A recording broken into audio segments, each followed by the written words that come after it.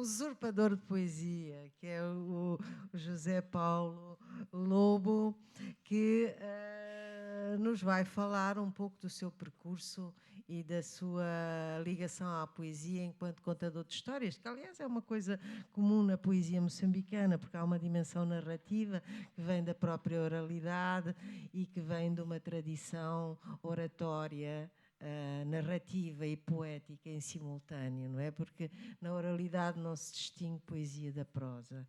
As duas coisas vêm em conjunto. Passo-te a palavra sim, podes usar o pouco.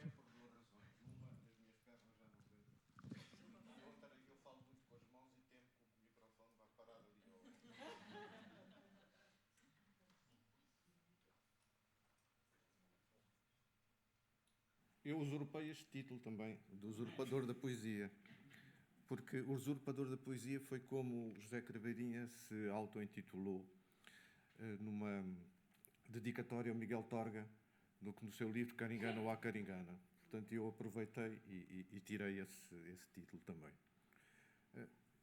Se o poeta maior de Moçambique se intitula Usurpador da Poesia, eu que sou um iniciante, o que é que me hei de apelidar? Chamaram-me poeta aqui, eu agradeço o elogio, mas é imerecido. Por isso eu prefiro ser um contador de histórias. Eu, na temática da conferência, eu não podia entrar no tema sem dizer como é que eu apareci. Bom, eu tenho que vos dizer que primeiro fui salvo pelo David Ben, porque ele diz que não percebe patavina de literatura e eu secundo. Então fui salvo por aí. A grande questão, como é que eu chego aqui a este caminho da poesia? É um caminho estranho. Eu comecei, enfim, contacto com a poesia, com muitos de nós, no liceu, com Luís Vaz de Camões e os Lusíadas. E vou confessar que não fiquei nada entusiasmado. Eu tenho que vos dizer, com 14, 15 anos, eu estava mais interessado em livros de ficção científica e em banda desenhada, como é óbvio. Depois, pós-independência, tive o contacto com os Messaus, não sei que foi o Ungolani que se referiu, penso eu, em que houve um ritual coletivo quase, com música e poesia, onde novas vozes se ouviram. Fiquei entusiasmado com algumas. Em simultâneo, tive a sorte, e não aproveitada, infelizmente, de ter o Rui Nogar como visita de casa. E o meu pai dizia-me, olha, este é um poeta. Eu disse, está bem, então. E ele deu-me o poema Chicoembo para ler. E aí disse, bolas, sim senhor, algo que parece extremamente simples, mas de facto, diz tudo em poucas palavras. Mas não me entusiasmei, como é óbvio, também na poesia. Lia tudo o que me aparece, poesia não muito, mas lia aquilo que eu comecei a ler desde muito cedo, mas não tinha um incentivo particular para escrever. Agora tenho que recorrer aqui a alguns promemórias. Uma das questões, é evidente que sendo casado com uma professora de língua portuguesa, ouvia a preparação das aulas dela e ela também fez parte da comissão de textos de Moçambique nos primórdios. Eu sou bastante antigo e ela é um bocadinho mais antiga ainda. Portanto, os primeiros manuais de língua portuguesa foram feitos em Moçambique por professores moçambicanos.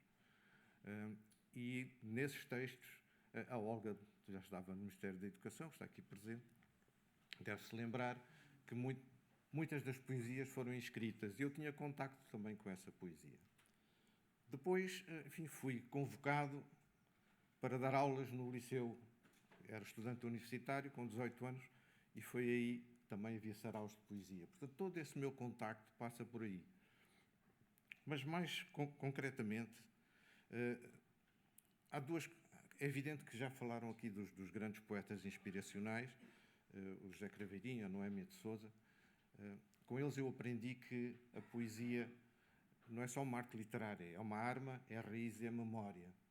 Portanto, isso foi importante. Depois, as outras vozes que apareceram e que me assombram, e que me assombraram, digamos, a minha vida, o Armando Artur, que está aqui, o Eduardo White, o Miyakoto. Essas vozes eu ouvi-as no Messal. Mas também, confesso, continuo a dizer que eu não escrevi nada. Bem, a única coisa que escrevia, dada aqui em Portugal, dada a minha profissão, eram relatórios da área de consultoria de gestão. Ao contrário de muita gente, eu fui bafejado pela sorte com a pandemia. Porque, primeiro, fecharam as empresas todas, eu não podia trabalhar. Por outro lado, quando não podia trabalhar, não podia receber. Estão a ver? Já estou a martelar aqui no microfone. E então, o que é que resolvi cozinhar? Então comecei a cozinhar em casa. Nunca tinha cozinhado também. Comecei a cozinhar e, como vocês veem, eu sou, sou daqui e dali, ou seja, sou uma confluência entre o Índico, dos dois lados do Índico, e do Atlântico também, apesar de estar aqui. Comecei a cozinhar e utilizo especiarias naquilo que cozinho. Eu não sei se foram especiarias, o que é que foi, mas despertaram-me para um surto inspiracional e começaram a aparecer, digamos, vários poemas e contos e crónicas que eu tinha que encontrar algum sítio onde escrever. Rasguei as folhas dos calendários, no verso, nos papéis de cozinha. Mas tenho que vos dizer que o meu primeiro poema foi escrito a 31 de março de 2001. E foi um poema péssimo, posso-vos dizer, mas foi um grito de revolta, um regurgitar de revolta. Eu posso dizer o título. Desculpe, Sr. Presidente, respeitosamente, não estamos atrapalhados, estamos deslocados. Desculpe, Sr. Presidente, respeitosamente, não estamos atrapalhados, estamos decapitados. Bom, eu não vou alongar muito sobre isso, mas foi o ataque que foi desencadeado pelos extremistas islâmicos em Mocimboa da Praia, que me trouxeram esse grito de revolta, se quiserem. Os outros poemas seguidos foram também poemas de raiva, que alguns deles são absolutamente impublicáveis. Enfim, Mas o que é que acontece? Eu não tomei nenhuma decisão de escrever, eu não me sentei à mesa do computador. Foram, talvez um bocado romanticamente, posso dizer que são os espíritos que me visitaram, porque eu cozinhava tarde da noite e lavava os pratos. Enfim, isso é uma tarefa que agora os homens se orgulham de fazer. Eu sei fazer tudo, passar a roupa, cozinhar, só não sei fazer uma coisa, que é cozer botões, que é uma chatice. E fazer bainhas. Mas fazer bainhas eu resolvo o problema com um bocado de fita cola por dentro. Mas todo o resto eu faço. Bom, mas estava a lavar a louça e sempre de madrugada. E como vocês sabem, de madrugada o véu entre os mundos se torna mais ténue e permite que os espíritos nos visitem. E são eles que meditam aquilo que escrevo. É estranho, não é? É esquisito. E não escrevo poesia só. Escrevo aquilo que eles meditam. Poesia, contos, etc. E, exatamente por isso, aquilo que é publicado são livros híbridos, se quiserem, que misturam tudo. Misturam poesia, crónicas, reflexões, contos e imagens também. Podem ser imagens. O primeiro livro tem fotografias do Sérgio Santimano. O segundo tem fotografias, digamos, trabalhadas digitalmente. E o terceiro tem aguarelas. Porque eu acho que uma imagem compete também ao livro. Por isso é que eu digo que eu não sou poeta, sou um contador de histórias, porque eu misturo tudo. Houve alguém que me disse: Pinto Lobo, não deves misturar tudo. Separa, porque pode comprometer, digamos, a coerência do projeto. Eu disse: mas olha, foi ditado assim. Se não tem coerência, eu disse: mas até podem chamar algum nome. Eu disse: bom, eu não tenho problemas com os nomes. Alguém que tem no apelido 2 bichos contraditórios, um pinto e um lobo, tem algum problema em que alguém lhe chame nomes? Nenhum. Bom, mas tudo que eu tenho escrito tem também, enfim, a lapidação aparece por intermédio de um bom amigo que está aqui presente, que é escritor, em que eu massacrei desde 2001 até agora, que é o meu amigo Carmo Vaz, que está aí a tentar passar despercebido. que é enfim, é uma enciclopédia de literatura e de música, e que ele tem esgotado a paciência, mandando-lhe os poemas para ele ler. Bom, todos já falaram, claro que depois comecei a ler, quando isso começou a aparecer, comecei a ler livros, e tive também a sorte de começar a publicar as pequenas coisas no Facebook. E fui ficando amigo do Pedro Pereira Lopes, a quem sigo religiosamente, do Sérgio Raimundo, que está ali, ao fundo, também a tentar passar despercebido, da Virgília Ferrão. A Virgília é quase família, porque um tio dela, infelizmente falecido, foi nosso padrinho de casamento, há alguns anitos, em 1979. Olha, agora a propósito disso, e desculpem variar, uma das coisas que me trouxe este surto inspiracional foi ter escrito poemas de amor para a minha mulher. O que foi ótimo para ela, que depois de 40 e tal anos de casado, finalmente teve direito a alguns poemas de amor. Foram 23. Foram 23 poemas de amor, assim de enxurrada, alguns em inglês. Não faço a mínima ideia porque é que os espíritos meditaram em inglês. Bom, talvez porque a minha mãe, a língua materna, seja a inglesa. Bom, mas todas essas vozes que já falei aqui, comecei a lê-las.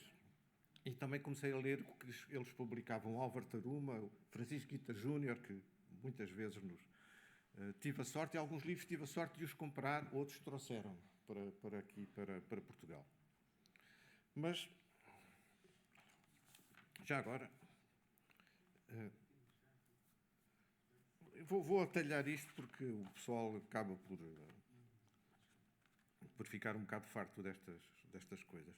Mas o que eu queria dizer é que todas estas vozes me ensinaram que o exercício poético não é individual. Ele traz consigo rememorações coletivas, como disse o Armando Artur. E eu acho que nós somos herdeiros dessa dupla herança. A leveza e a liberdade da imaginação e o peso da memória que carregamos connosco.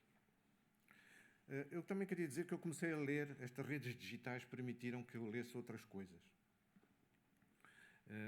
Enfim, de jovens que publicam nos seus blogs, nos seus sites, e alguns que eu achei piada, como, eu vou citar um que ninguém vai conhecer, provavelmente, que é o Mel Munguambo e os seus testículos. Não sei se algum conhece. Conhece, ok. Eu estava a falar com o Pedro a dizer que gostava da Enia Lipanga, que achava que escrevia bem. Vão-me perguntar, mas como é que eu sei que a poesia do Mel Munguambo é boa ou não? Eu tenho a minha relação com a poesia, como vocês viram, por propósitos cozinhados, é gastronómica. E, portanto, como é que eu sei se uma poesia é boa ou não? É como vocês apreciarem vinho, como é que apreciam vinho? Eu gosto ou não gosto? Não sei se tem notas de canela, com um toque de framboesa. Mas quem é que se lembra de pôr framboesa no vinho? Bem, eu gosto ou não gosto? O que é que eu faço? Olho, como se estivesse a olhar para o copo, verifico se aquilo me traz alguma intenção, provo devagar os vários versos, provo de novo, e se me transmitem emoção, a emoção se gosto ou não gosto, sirvo-me sem moderação. A única coisa que pode acontecer é ficar bêbado de poesia. Mas isso não é problema. Isso. Acho que ninguém terá esse problema. Sim, vou terminar. Aproveito a dica e vou terminar. Numa madrugada escrevi um texto para um amigo, o António Emílio, e que vou dedicar aos verdadeiros poetas que estão aqui presentes e aos outros que não estão presentes. Há encantadores de cavalos e encantadores de cães. Há milenares encantadores de serpentes, mas nenhum como os sussurradores de palavras. Em inglês talvez soa o melhor. Word Whisperers. Prefiro sussurradores, mas também poderiam ser apelidados de magos, mestres na arte de transformar a realidade, possuidores da grande sabedoria dos mistérios do mundo. ou então, mais prosaicamente, laboriosos arquitetos da palavra. Poderosos alquimistas, eles moldam, amansam termos, cruzam e surrealizam novas espécies vocabulares, oralizam escritas, buscam e desenham melodias, desconstroem e grafitam regras gramaticais e poéticas, divertem-se com as palavras como as crianças em seus folguedos, indiferentes ao nosso deslumbramento ou desconforto. Os sussurradores de palavras contam segredos, transportam-nos para outros mundos, outras fantasias. De uma só palavra constroem frases, versos, histórias, contos, romances. Espelham sem rebuços acres realidades. Murmuram suavemente ao nosso ouvido, consegando a nossa mente. Poetizam as respostas mais simples, provocam sentimentos e brutalizam emoções. Inquietam-nos, enternecem-nos, enfeitiçam-nos, fascinam-nos. Eu sou apenas um pastor, guardador de rebanhos de outrem, dos verdadeiros amos da língua, de ovelhas elementares e domesticadas que de vez em quando acordam nos meus pensamentos, pulando sem respeito as cercas do redil. Algumas se tresmalham, se assombram noutras paragens e me fazem persegui-las em madrugadas atormentadas, como esta. Muito obrigado.